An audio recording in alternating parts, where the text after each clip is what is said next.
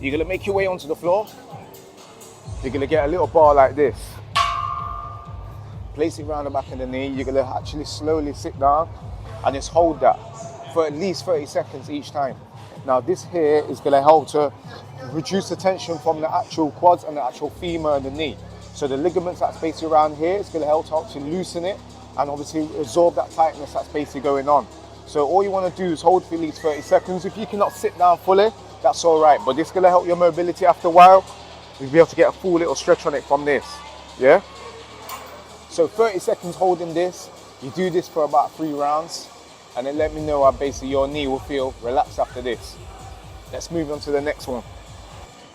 So if you tend to feel a little bit of tightness in your hip flexors, but especially when sometimes you're doing squats, you might feel that tightness. I want you to get that bar right in front of you here, just like this. With this leg, you're gonna slowly bring it up, push your feet to the floor, bring it back down, yeah? Keep that obviously tension on that hips as well. Slowly bring it up and back down. So you're gonna do at least 10 on each side.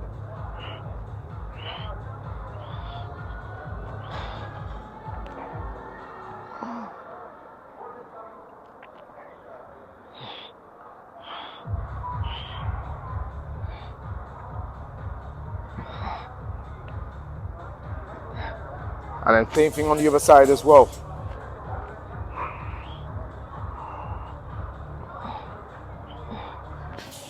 If you want to get more balance and less of the challenge, you can hold yourself onto a pole like this.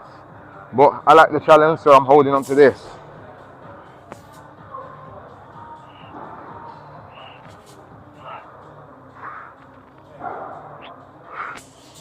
Nice. Now my legs are starting to feel a little bit more loose. So grab yourself on the little platform just like this. Now this is going to help obviously just like loosen out the knees as well. Place the foot in front. So you're going to slightly bend and come up, squeeze. You're going to slightly bend, come up, squeeze. You're going to do at least 10 on each side.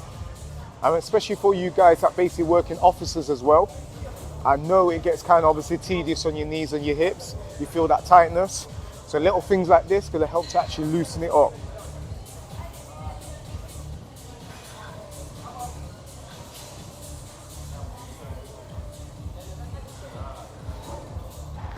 And onto the other side as well, same thing.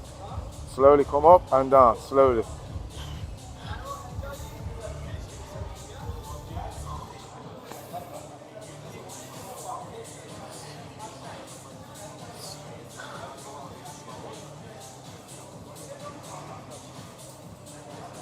And relax. So you want to sit your hips all the way down, yeah?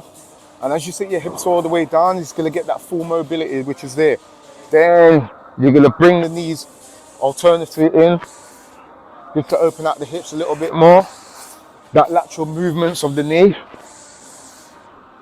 Do at least 10 to 15 of these.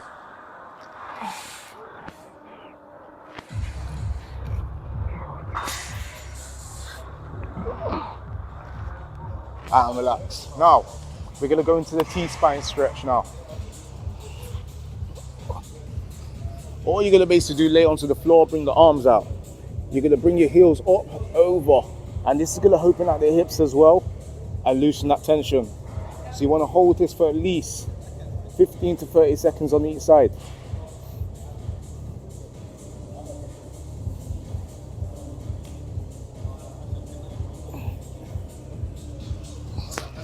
So these are something that you can basically do, especially as mobility before or even after. I would require you to do it after your warm-up.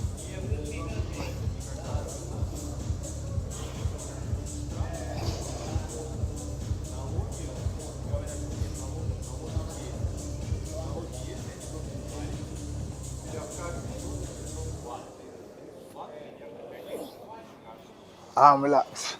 So this is going to help with the hip flexors even more. Place the hands behind 90 degrees, say around 6 inches behind. All I want you to basically do, you're going to raise your toes up, touching your heel to your toe and back down.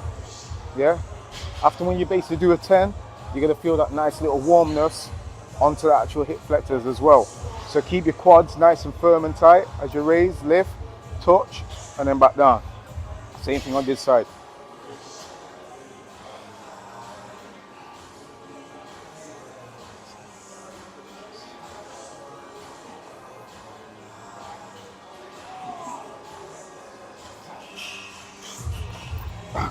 Now for you, you're probably thinking, why would I basically do all these mobility exercises? Well, unless you want to basically go Bupa, which is going to cost you at least a couple of £1,000, obviously, for a hip replacement. Now, the best time to basically do this mobility is either after your warm-up. Your warm-up can be something simple as being on the treadmill, nice little walk for 5-10 minutes, or even using the bike. Then you can go and obviously do these mobility exercises. There's much more that I can actually show you, but I'm going to give you a little bit at this moment of time.